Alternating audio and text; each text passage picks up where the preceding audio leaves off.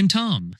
Today, we will explore another powerful book that can help you live better, make better choices, and of course, learn English in a deeper way. The book is called Your Future Self: How to Make Tomorrow Better Today. The author is Hal Hershfield. In this episode, we will use the ideas of the book to help you think about one very important person: your future self. Your future self means you later in life. You in 1 year, 5 years, and 10 years. It is still you, but in the future. In this podcast, I will take you chapter by chapter through the main ideas of the book, and I connect everything to language learning. We will ask questions like, how can my future self speak better English than my current self? What choices today will make life easier for my future self? Why do we often choose comfort now, even when it hurts our future? At the beginning of this episode, the language will be simpler and more familiar. This will help your brain warm up and feel safe. Then, step by step, chapter by chapter, the language becomes a little more advanced. The vocabulary will grow and the sentences will slowly become richer and stronger. This gentle change is on purpose. It helps you stretch your English without feeling lost and confused. You stay inside the world of comprehensible input. Comprehensible input is the English that is clear enough to understand, but still gives you new words, new ideas, and new structures. My goal is simple. I want you to see that you are not just learning English for today. You are learning for the person you will become. You are learning for your future self. Many people think about English only in the present moment. I am bad at speaking. I am shy. I make mistakes. But this book helps us move our eyes forward. It teaches us how to be kinder to the future version of us. How to make choices today that will make that future self proud, strong, and more fluent. As always, I will speak slowly and clearly. If I use a difficult word, I will explain it immediately in the same sentence. You do not need to take notes. You do not need to pause and study hard. Just sit with me, listen, breathe, and enjoy the journey. As you listen, your English is already growing. Your vocabulary is growing. Your sense of time and your sense of self are growing too. This is the magic of learning through stories and ideas. So, let's begin our journey with your future self.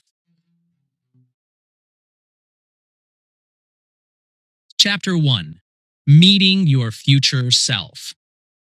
In the first big idea of the book, the author asks us to do something very simple but very powerful. He asks us to meet our future self. Of course, we cannot really travel in time. We cannot physically meet the future you. But we can imagine them. We can picture them clearly in our mind. To picture something means to see it in your imagination, like a movie in your head. Most of the time, we live inside our present self. The present self is the you that is here right now, listening to this podcast. The present self always wants comfort now. The present self prefers pleasure today. The present self does not like waiting. The future self is different. Your future self wants health, stability, and success later. The word stability means feeling safe and steady, not shaking, not in danger. Your future self wants you to save money, to exercise, to learn English, to grow in your work, to protect your relationships.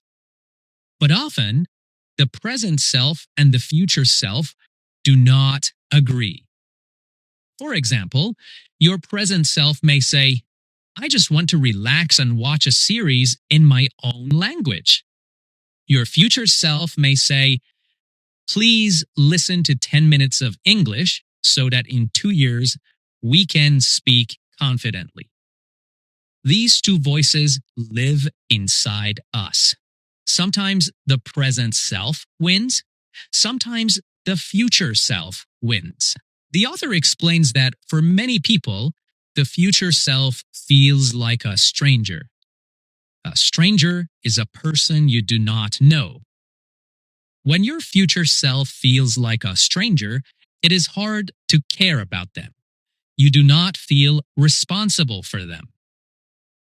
So, if your future self feels like a stranger, you choose comfort today and forget about tomorrow. The author says that many of our problems come from this distance between our present self and future self. Distance here means how far something feels in your mind. The future feels far away, so we think it is not real. But of course, it is real. One day, you will be that future person. Now, how do we meet our future self in a stronger way? One way is to imagine your life in a clear picture.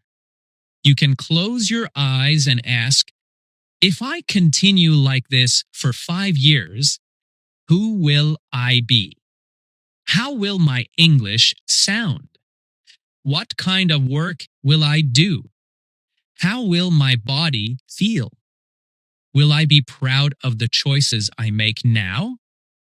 This kind of imagination is called mental time travel. Mental means in the mind. Time travel means going to another time. So mental time travel means visiting the future in your imagination. When you do this, your future self becomes more real. They are not just an idea. They begin to feel like a real person you care about. For language learning, meeting your future self is very important. If you see your future self clearly, maybe giving a presentation in English, maybe traveling easily, maybe talking with friends in English, you feel more motivated today. The word motivated means having more energy and desire to do something. Imagine two people. One person thinks, I am bad at English. I will always be bad. This person sees no future self, only today's problems.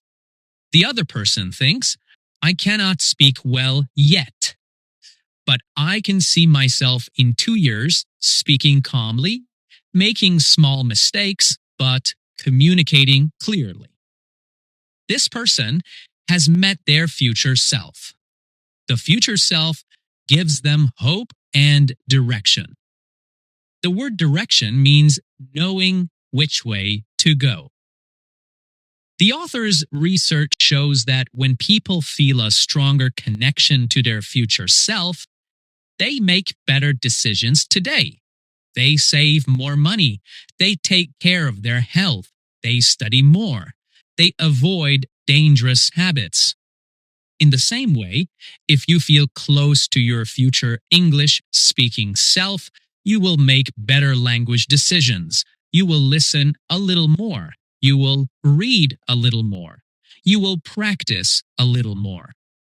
So, the first chapter of our journey is simple. Do not ignore your future self. They are not a stranger. They are you. They will live inside the results of your choices.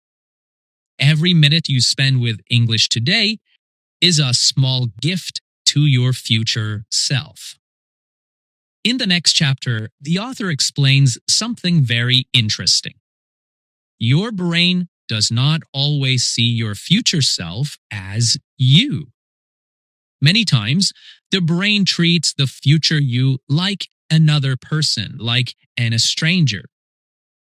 Not an enemy, not a best friend, just someone else. The word separate means not connected, not joined. And because the future you feels separate, we often forget to take care of them. Think about how you can treat a close friend. If your friend needs help, you will help them. If they need advice, you listen. If they feel sad, you support them. But strangely, many of us do not treat our future self with the same kindness. We forget that the future us has feelings, has needs, dreams, and worries. The author says that when your future self feels more real, you make better choices today. If you can imagine your future self clearly, like a real person with a real life, you start to care more. You start to think ahead. Thinking ahead means thinking about what will happen later, not only right now. This is very important for English learning. If your future self feels real, you naturally ask, what can I do today to help my future English? What small practice will make their life easier? What choice right now will help the future me speak more clearly? The author uses the idea of future self vividness. Vivid means something that is clear, colorful, and easy to imagine. So, vividness means being clear, colorful, and easy to imagine, right? When your picture of your future self becomes vivid, you feel closer to them. They are not a shadow, they are a person with a face, a voice, a room, and a daily life. Try this. Imagine yourself 2 years from now. See how you stand. See how you dress. See how confidently you speak English. Hear the calm, strong sound of your voice. This picture creates an emotional connection. Connection means a link between two things. And when you feel this connection, you feel responsible for that future version of you. It becomes harder to disappoint them. Disappoint means to make someone feel sad because you did not do what you should. The author also shares an interesting study. When people look at aged photos of themselves, photos showing how they might look at age 60, they make better choices. They save more money. They eat healthier food. They study more carefully. And they avoid bad habits. Why? Because the future self suddenly feels real. You can use this idea for English too. Imagine your future self using English in real life. Maybe at work, maybe when traveling, maybe helping someone. What does their face look like when they speak clearly? How proud do you feel? This picture gives you motivation that is much stronger than a grammar rule. So, the message of this chapter is soft and clear. Make your future self feel real. See them, feel them, understand them. When your future self becomes real in your mind, your choices today become wiser and kinder. And your English grows naturally because now you know exactly who you are learning for, the future you, the one who is waiting. Okay, my friends. Now, the author introduces the idea of the long game. The phrase the long game means thinking far into the future, not just today or tomorrow. It means making decisions with a long timeline. A timeline is the line of time stretching from now into the future. Most people play the short game. They choose what feels good now, even if it hurts their future. But the long game is different. Here you ask, what will my life look like in 10 years if I make this choice repeatedly? What skills will I have if I practice a little every day? What kind of person will I become if I stay consistent? For English learning, the long game is everything. Fluency does not come from one big effort. It comes from small daily habits that compound over months and years. The word compound means to increase slowly by adding small pieces again and again, like interest growing in a bank account. The author says that the long game needs patience. Patience is the ability to wait calmly without frustration. Many language learners lack patience. They want fast results. They want to speak fluently in a few weeks. When this does not happen, they feel disappointed and give up. But the long game teaches us a more realistic truth. Small progress is still progress. 1 minute of listening is progress. One new word with meaning is progress. One sentence said out loud is progress. These small actions accumulate. The word accumulate means to gather slowly over time. The author also introduces the concept of delayed gratification. This is a big word. Gratification means pleasure or satisfaction. Delayed gratification means waiting for a bigger reward later instead of taking a smaller reward now. For example, your present self wants to relax and do nothing, but your future self wants you to practice English for 5 minutes. When you practice, you delay gratification. You choose the future reward over the present moment.